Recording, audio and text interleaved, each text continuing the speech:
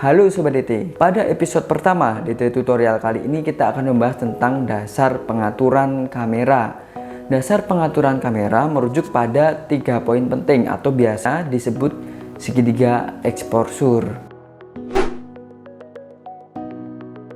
Apa sih segitiga exposure ini? Pasti Sobat DT yang sudah tidak awam lagi dengan dunia fotografi dan videografi pasti sudah tahu. Untuk teman-teman pemula dalam fotografi dan videografi, mari kita simak apa itu segitiga exposure dalam pengaturan dasar kamera. Yang pertama ialah aperture atau diafragma, yang kedua ada shutter speed, dan yang ketiga ada ISO. Nah, mari kita belajar lebih dalam lagi mengenai apa itu segitiga exposure di dalam dasar pengaturan kamera.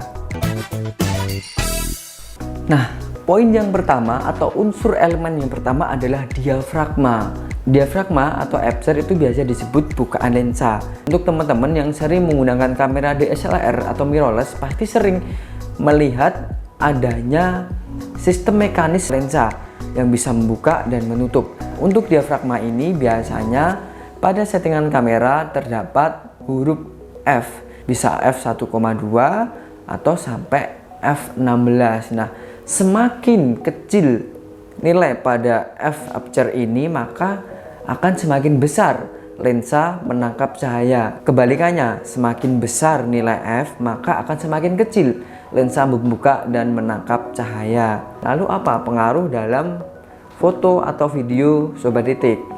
Ketika semakin kecil nilai F maka lensa akan membuka besar sehingga cahaya yang masuk ke dalam lensa akan semakin banyak. Hal ini biasanya mengakibatkan pemusatan fokus pada objek dan background akan terpisah. Biasanya background belakang akan menjadi blur atau bokeh. Nah, ketika menggunakan F kecil ini Sobat DT harus berhati-hati. Biasanya fokus pada foto akan sangat sensitif.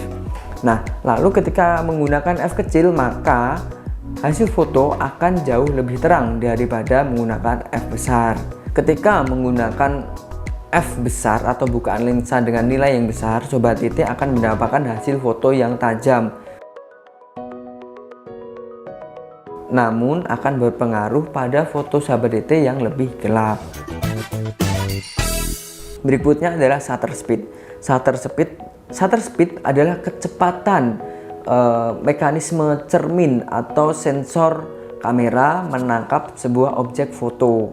Shutter speed ini ditandai dengan satuan second, 1/10 second, 1/20 second, 1/30 second, dan seterusnya. Ketika Sobat DT menggunakan satuan yang kecil, misalkan 1/10 second, foto yang Sobat DT hasilkan akan sangat terang, namun sangat rentan akan adanya shaking atau objek yang blur. Nah, namun ketika Sobat DT menggunakan satuan speed yang tinggi, ini akan menghasilkan hasil foto yang tajam dan dapat menangkap objek-objek dengan gerakan yang cepat. Namun foto yang dihasilkan Sobat DT akan semakin gelap.